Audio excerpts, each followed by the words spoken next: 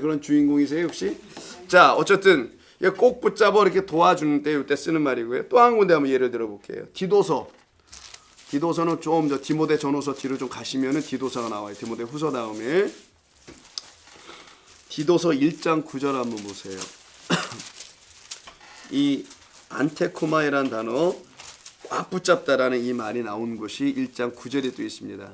밑분 말씀에 가르친 밑분이 뭐예요? 밑쁘게 보이답니까?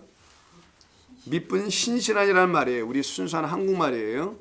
우리 고유의 말은 신실한. 실신한이 아니에요. 너무는 뭐 실신했다고 하는데 이거 발음이 안 좋아가지고 신실한. 예. 너무 신실해가지고 어떤 분들은 실신하는 분들이 있는 거. 자, 이때 쓰는 겁니다. 이 밑분 말씀의 가르침을 이렇게 돼 있죠. 자, 신실한 말씀의 가르침을 그대로 지켜야 하리니 이는 능히 바른 교훈으로 권면하고 거슬러 말하는 자들을 책망하게 하려 함이라. 이때 그대로 지킨다는 말이 있습니까 거기? 자, 그 그대로 지키다는 이 말이 바로 안테코마의 중히 여기다라고 번역된 내용입니다. 이게 바로 꽉 붙잡다라는 거예요. 뭔 말인가? 신실한 말씀을 꼭 붙들게 하라라는 얘기예요. 여기 좀 의역을 좀 했는데 여기는 말씀의 가르침을 기대지 않고요. 신실한 말씀을 꼭 지켜야 한다. 뭘 통해서? 가르침을 통해서 이렇게 돼 있어 원문에는. 여기 뭐 말씀의 가르침을 그대로 이게 아니고요. 신실한 말씀, 믿음의 말씀이에요. 피스토스니까. 믿음의 말씀, 그리스도의 말씀에서 나오는 거죠. 믿음의 말씀을 꽉 붙들게 하라. 이게 사도들의 일이다라는 거예요. 그들이 그것이 귀함을 알게 하라는 거죠. 그것이 중요하고 가치 있는 것을 깨달아 알게 해줘라. 그러면 그들이 그 안에서 가르침을 받고 온전히 세워질 거라는 얘기를 할 때 쓰는 겁니다. 자, 다시 6장 25절로 와보세요. 그런 느낌을 가지시고요. 이게 연속되니까 비슷한 단어들이 연속돼 나오니까 24절에서 그렇게 중하게라는 말이 25절에서 또 중하지 아니하며라 또 나오거든요. 근데 이때 중하다는 중이라는 말은 플레이온이라는 단어를 써요. 이건 다른 단어입니다.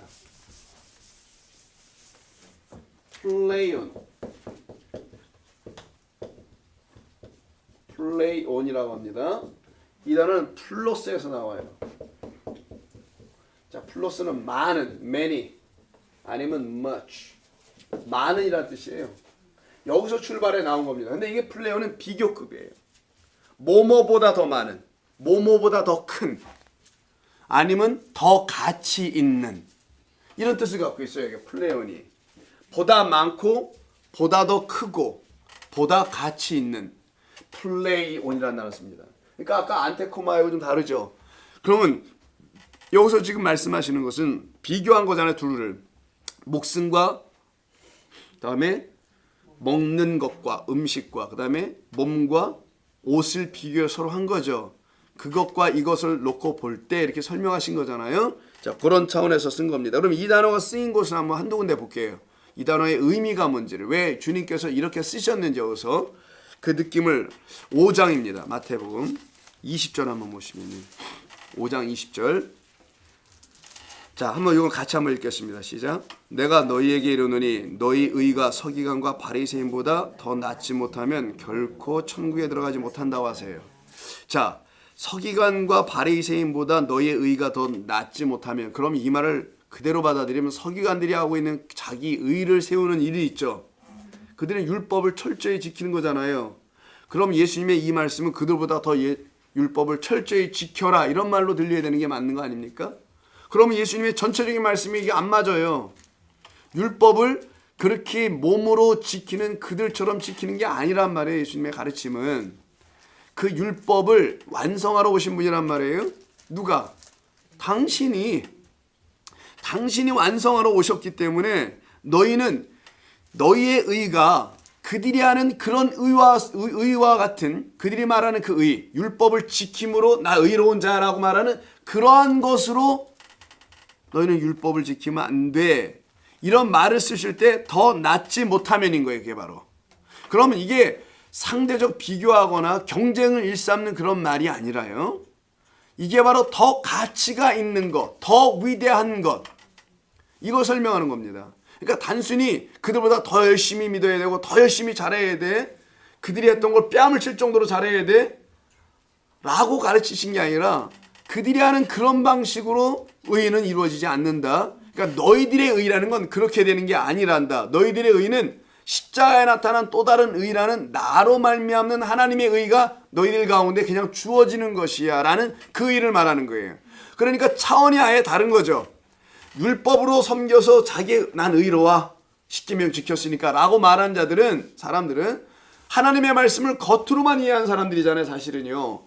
실제적으로 안으로 이해하지 못하고 겉으로만 이해하고 만 사람들이었단 말이에요. 그렇게 하면 안 돼. 그럼 반대가 뭐겠어요? 가치 있는 것으로 하려면 그 본래 의미와 뜻이 무엇인지를 살펴봐야 해. 그럼 그 안에서 이게 하나님의 뜻이 이런 것이었구나라는 걸 알게 될 거고요. 그것을 알게 될 때 비로소 너희들은 나의 의가 너희들의 의로 돌려지게 될 거라는 걸 설명합니다. 이때 쓰는 거예요. 마태복음 12장 한번 보세요. 12장 41절. 심판 때 니느웨 사람들 얘기 나오는 거 있죠. 예. 그때 40절 41절입니다. 니느웨 사람들이 일어나 이 세대 사람들을 정죄하려니 이는 그들이 요나의 전도를 듣고 회개하였음이니와 요나보다 더 큰 이가 여기 있다. 이때 더 큰 이게 바로 플레이온이에요. 그러니까 요나와는 차원이 다른 이런 말입니다. 요나보다 뭐 경쟁하고 요나보다 좀 더 앞서 있다 이런 말이 아닌 거예요. 예수님을 말하는 거니까. 그걸 갖다 요나의 표적이라고 그러는 거예요. 요나의 표적은 죽음이잖아요, 지금. 그리고 다시 살아나는 얘기죠. 그 죽었다 다시 살아나는 자가 가서 복음을 전하는 이야기를 말하는 거예요. 자, 42절에도 마찬가지로 나오죠. 심판 때에 남방 여왕이 일어나 이 세대 사람들을 정죄하리니 이는 그가 솔로몬의 지혜로운 말을 들으려고 땅끝에서 왔음이거니와 솔로몬보다 더 큰 이가 차원이 다른 지혜를 가르쳐줄 솔로몬은 지혜니까 그가 여기 있다. 그래서 우리 다음 시간에도 다음 주에 얘기하겠습니다만 그 백합화를 얘기하거든. 본문 6장에서 솔로몬의 영광 이런 백합화 이렇게 나온단 말이에요. 그 옷보다 이렇게 나온다고요. 그때도 거기서 또 한번 나온단 말이에요. 그러니까 차원이 다른 거. 그런 것이 아닌 이런 말인 거예요. 그와 같은 것과는 근본적으로 다른. 그래서 다른데 그게 가치가 있어. 그래서 그게 중하다는 말로 번역을 하는 거예요.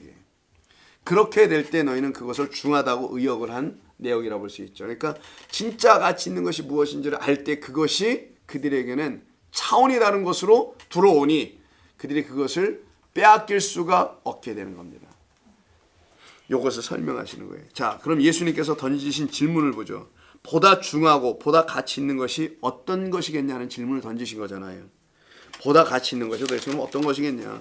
눈에 보이는 것들, 곧 음식과 의복으로 유지되고 보호되는 그 목숨, 아니면 그 육신, 사르스 이런 게 더 중하겠느냐. 아니면 당신으로 말미암아 갖게 될 영생하도록 하는 생명의 말씀을 얻게 되는 영원한 생명과 하나님이 영원히 거하시는 그런 소마가 너희에게 더 중요한 것이겠느냐. 그것을 설명하시고 하셨던 것이죠. 너희들이 도대체 누구인지 알아라. 이런 말씀하는 거예요. 그래서 뒤에 말씀에서 뭐라고 합니까? 32절에서 너희는 이방인들이 아니야 라고 얘기해요. 누가복음에서는 세상의 사람들이라고 되어 있습니다. 세상 나라의 사람들, 이방인이 아니라 너희는 하나님으로부터 부름을 받아 세상에서 나온 그런 성도로서의 교회가 되어 있지만 그렇지 않은 사람들은 이 땅에 있는 것만 추구하게 되어 있단다라는 겁니다. 그들은 정말 그것을 염려하겠지. 그걸 염려하기 위해서 막 열심히 살고 할 수 있겠지. 그러나 너희들이 열심으로 아무리 해서 되는 것도 아닌 하늘에 있는 그 푸시케, 하늘적 존재들이 입어야 될 그 몸, 그 몸은 너희들의 수고로 되는 게 아니야. 세상에서의 사람들은 세상 나라 사람들 자기의 수고 열심히 하면 그만큼 먹고 살아갈 수 있는 몸도 유지하고 재산도 갖고 음식도 먹고 마실 것도 있지만 그 나라의 양식과 그 나라의 옷은 그 나라의 몸은 그런 것으로 유지되는 것이 아니라는 걸 가르치는 겁니다. 자, 그래서 요한복음 6장 27절에서 그래서 그 몸이 어떤 몸인지 그 생명은 어떤 생명인지를 요한복음 6장에서 말씀합니다. 보실까요? 요한복음 6장 27절.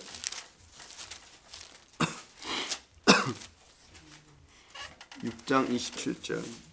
썩을 양식을 위하여 일하지 말고 영생하도록 있는 양식을 위하여 일하라. 이 양식은 인자가 너희에게 주리니 인자는 아버지 하나님께서 인치신 자라. 썩지 아니할 양식, 영원하게 하는 양식, 영생이라고 됐죠. 이게 아이온조입니다. 영원한 생명이라는 거예요. 그 영원한 생명은 푸시케가 갖는 거야. 그 목숨이 무슨 목숨인지를 아는 그 푸시케들만 갖는 거야 라는 거예요. 고린도전서, 그러기에 그 영생은 어떻게 되는 것이냐, 그 영원한 생명을 가진 사람들은 고린도전서 6장 19절 한번 보실까요? 이런 영생, 이런 생명을 가진 사람들은 이런 몸의 사람들이라는 것을 설명합니다. 너희 몸은 소마예요. 이게 너희가 하나님께로부터 받은 바, 우리가 엄마로부터 받은 것은, 아버지로부터 받은 것은 이 사르스지만 하나님께로부터 받은 바 그 몸을 가져야 하나님의 자녀라는 거예요. 우리 육신의 부모로부터 받으면 육신의 부모의 자녀들이 되지만 하나님의 자녀는 누구를 영접해야 된다고 했어요? 요한복음에서 영접하는 자, 곧 그 이름을 믿는 자들만 자녀가 된다면서요. 하나님의, 요한복음 1장 12절인가 14절인가 그러죠. 자, 영접하는 자 예수 그리스도를, 말씀을, 빛을, 그들만 자녀가 된다네요. 그러니까 여기에 하나님께로부터 받은 바 그 몸이네요. 그러니까 이 몸은 육신의 몸 이런 게 아니란 말이에요. 이게 지금 이 몸이 소마예요. 그래서 사르스가 될 수가 없는 이유가 거기 있는 겁니다. 그 소마, 하나님의 영이 거하실 소마예요. 그 영은 영생하도록 하게 하는 생명의 양식을 받은 사람들의 몸을 말합니다. 그러니 성령의 전이 너의 몸이 되겠죠. 육신 가운데 무슨 성령의 전을 세우겠냐고요. 너의 몸이 성령의 전인지 알지 못하니까 또 이 몸을 막 또 거룩하게 이러는 사람들이 있을 수 있어요. 한 몸을 거룩하게 해야 돼. 그러니까 막 거룩하게 어떻게 해야 되는 거야, 몸을? 그런 게 아니란 말이에요. 운동? 아, 우리 집사님은 날마다 운동하시니까 그게 뭐 집사님에게 거룩하게 하는 일이었어요. 자, 좋습니다. 그런 건 아닌 것 같고, 그러니까 이 몸은 성령의 전으로서의 몸이란 말이에요. 그럼 하나님의 전이 이 안에 웃다죠. 이 몸속에 뭐 콩팥 주변에 세울 거예요. 뭐 어디다 세울 겁니까? 그러니까 그런 몸이 아니잖아요. 자, 영적 몸이 되어 있는 자는, 생명의 말씀을 양식으로 이미 취하고 있는 사람은 하나님이 거하신 존재야 라는 거예요. 하나님이 그 안에 있는 거야 라는 것입니다. 이게 성령의 전이라는 표현이란 말이에요. 무슨 전을 세우는 게 아니라. 자, 그래서 바로 이와 같은 말씀이 나오게 되는 겁니다. 자, 그러면 이런 말씀을 근거로 해서요, 6장 26절부터 34절까지 구조를 한번 볼게요. 이게 대전제로 벌써 가르쳐 주신 거예요. 그럼 목숨과 몸에 대한 이해가 여러분 생기시게 되죠. 이런 목숨은 그런 목숨이 아니라 영생을 얻게 하는 목숨을 말하는 것이었고, 그 몸은 하나님의 영이 거하시는 것, 즉 하나님이 나와 함께 거하시는 것으로서의 증거의 몸이 바로 소마라는 겁니다. 성령의 전으로서의 몸인 거고요. 생명의 말씀, 그 양식을 먹은 자로서 그 영혼을 말하는 거예요. 그 영혼을 소마, 그 영혼을 푸시케라고 얘기하는 겁니다. 그런 사람들이 그럼 어떤 사람들인지를 구체적으로 세 번의 비유로 설명하시는 것이 6장 26절부터 34절까지예요. 세 가지의 구조가 있어요, 이 안에는. 자, 어떤 구조로 가는지 볼까요? 먼저는 비유를 말씀하십니다. 비유를 쭉 하시고요. 그리고 비유에 대한 항상 대답. 오늘 주제가 뭡니까? 염려하지 말라가 나오죠. 염려하지 말라 그래서 여기 나오는 거예요. 답으로서. 이 비유의 뜻으로서 답을 염려하지 말라가 구조로 되어 있어요. 1번. 세 가지가 나옵니다. 세 가지로 예수님께 설명하는 첫 번째, 공중에 나는 새예요. 공중의 새. 이 새로 시작해서 하는 것이 6장 몇 절입니까? 26절부터 어디까지? 염려가 어디서 끝나요? 27절에서 끝난단 말이에요. 그래서 26절, 그래서 6장 27절에서 염려하지 말라 이렇게 나오는 거예요. 자, 그러면 두 번째는 28절부터 보면 되겠네요. 들의 백합화네요. 6장 28절에서 들의 백합화. 들의 백합화를 보라. 그러면서 또 염려하지 말라가 어디 있어요? 그러면 31절. 31절에서 염려하지 말라. 또 1절에 세 번째는 뭐를 갖고 얘기하시나요? 구하라는 말을 갖고 얘기하십니다. 32절부터 다 이방인들이 구하는 것이라 라고 하시죠. 하늘 아버지께서는 이 모든 것이 너에게 있을 줄 아시나 그러므로 너는 먼저 그에 나와 그를 구하라. 구하는 문제를 가지고 이방인이에요. 자, 이방인을 놓고 말씀하시는데 주제는 구하다예요. 구하는 문제입니다. 구하는 문제를 가지고 6장 32절부터 그 다음 염려하지 말라는 6장 34절에 있나요? 34절에 있죠. 마지막 끝부분 염려하지 말라 이렇게 돼 있단 말이에요. 이런 세 가지의 비유, 사실상 실제적으로는 두 가지 비유고요. 비유로 굳이 얘기한다면 두 가지의 비유가 있고 이 두 가지는 사람이 아니라 의인화되어 있는 거죠. 공중에 나는 새로 설명한 거고요. 또 들에 백합화인데 백합화와 새는 다 이방인, 사람을 말하려고 하는 거고요. 또 하나 어떤 사람들? 너희라는 사람들이 있어요. 이방인과 반대에 서 있는 너희는 이렇게 돼 있잖아요. 다시 볼까요? 여기 본문을. 자, 32절. 다 이방인들이 구하는 것이라 너희라고 돼 있잖아요. 그래서 너희 하늘 아버지께서 이 모든 것이 너희에게 있어야 할 줄을 안다. 그래서 너희가 계속 나오죠. 33절에도. 즉 여기 두 군데는 너희라는 사람을 놓고 결국 이야기한다는 것이죠. 그러니까 공중의 새와 들의 백합화를 예를 들으셔서 전부 다 사람에 대해서 얘기할 거다. 근데 이게 이방인이라는 말을 쓰고요. 누가복음에서 세상 나라의 사람들이에요. 세상 나라의 사람들. 결국은 하나님의 사람들이 아닌 것을 말하죠. 즉 소마의 상태가 되지 않고 푸시케의 그 생명을 갖지 못한 상태의 그런 이방인들 얘기하는 겁니다. 그러나 너희는 누구냐? 지금까지 산상수를 쭉 돌아왔던 너희. 적어도 그 앞에 있었던 24절, 23절, 22절 그렇게 눈이 성하여 그렇게 되어 있는 너희, 주인을 제대로 갖고 있는 너희, 이게 너희예요. 그 너희는 염려할 것이 없어 라는 겁니다. 아니 세상 먹고 살아가는 거 염려할 것이 없다라는 얘기가 아니에요. 그러나 그거 다 채워주세요 물론. 그런데 그거 염려하지 말라 이런 얘기 아니란 말이에요. 이 본문은. 그럼 뭘 염려하지 말라? 그 목숨과 그 몸을 유지하기 위해서는 너희들이 염려할 게 아니야. 그럼 누가 한다는 거야 염려는요? 그래서 염려가 careful한 뜻도 갖고 있는 거예요. 하나님은 염려하실 건 아니겠죠. 하나님은 돌보시겠지. 그래서 6장 25절에서 6절에서 공중의 새를 보라 심지도 않고 거두지도 않고 창고에 들이지도 않았다. 뭐예요? 농부네요.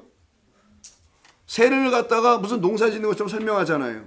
근데 농부를 설명하지만 너희 하늘 아버지께서 뭐 하신대요? 사실은 기르신다고 되어 있지만 사실은 기르는 게 아니고 다음 주 합니다. 여기서부터는 먹이시는 거예요. 사실은 원래는 먹여야지 자라날 거 아니에요. 아기를 엄마가 젖을 먹여야 되죠. 그래서 이 단어 트래프라는 단어가 다음 주에 할 겁니다. 여기서부터는 구조만 해서 설명의 종을 여기서 마칠 건데 먹여야만이 엄마가 젖을 feeding해서 nurse한다고 그래요. 영어로는. 이 단어가 바로 젖을 먹여서 양육하다, 키우다, 먹이는 겁니다. 아기 때는 젖을 먹어야 되지만 조금 애들이 이빨이 나오면 이유식 먹고 이를 한번 갈고 나면 제대로 된 음식을 먹을 거 아니에요. 단단한 음식까지 먹게 했죠. 그래서 젖에서 단단한 음식까지 먹게 하는 일. 이 일은 그 엄마가 하는 거지 네가 하는 게 아니야 라고 말씀하시는 그 전제가 그 기르신다는 단어 속에 담겨 있습니다. 그러니까 공중에 나는 새를 봐라. 또 쉽게 설명하는 거죠. 뭐 한야 쟤들이 겨울을 어떻게 지내니? 근데 다 지날 수 있도록 자라날 수 있도록 할 수 있다. 근데 그들을 농사 짓는 것처럼 얘기하죠. 왜? 하나님이 농사 짓는 부수로 등장이 되기 때문에 그렇거든요. 나의 아버지는 농부라 이렇게 말씀하셔. 나는 그 포도원의 나무고 라고 말씀하는 게 기억나십니까? 그래서 26절부터 34절까지는 다음 주에 한 번에 끝낼 겁니다. 한 번에 다 끝낼 거고요. 오늘은 이런 틀을 잘 이해하고요. 목숨, 그 다음에 몸이란 말이 성경에서 우리 주님이 우리가 지금 숨 쉬고 있는 이런 걸 말하는 게 아니에요. 이런 거 여러분 염려를 하시든 여러분 염려하실 만한 상황이 아니면 안 하셔도 돼요. 나는 도저히 이제 앞으로 내 몸을 더 이상 염려할 수가 없을 것 같아요. 뭐 이렇게 이런 상태에 계신 분들도 계시죠. 염려해봤자 지금 이미 too late. 더 이상 안 될 것 같아요. 나는 분으로서 염려를 안 하시든 아니면 내가 좀 아직은 몸을 좀 염려할 만한 나이입니다.